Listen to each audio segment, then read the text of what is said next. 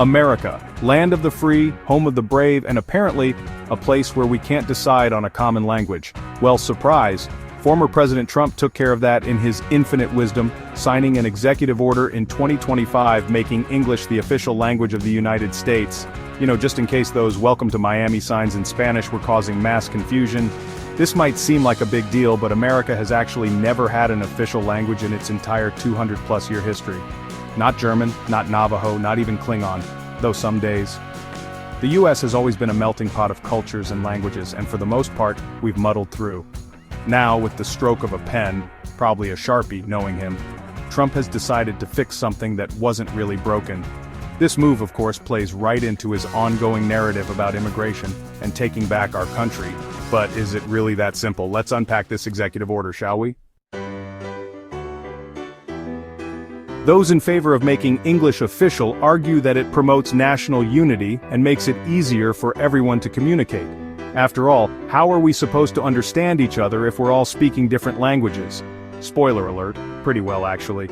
They say it'll also streamline government services and save money on things like translations and interpreters. Plus, it could encourage immigrants to learn English, which in theory helps them integrate into American society and access better opportunities. Sounds reasonable, right? Like a perfectly sensible argument, devoid of any ulterior motives.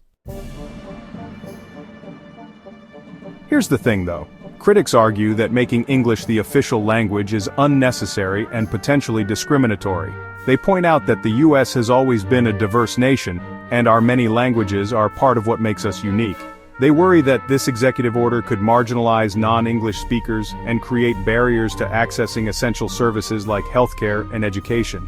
Imagine being rushed to the hospital and not being able to explain your symptoms because the doctor only speaks English, or a child struggling in school because they don't understand the teacher.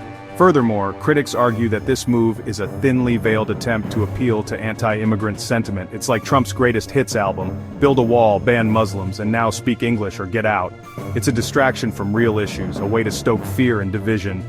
Because, you know, blaming immigrants for all our problems is so much easier than actually addressing income inequality or climate change.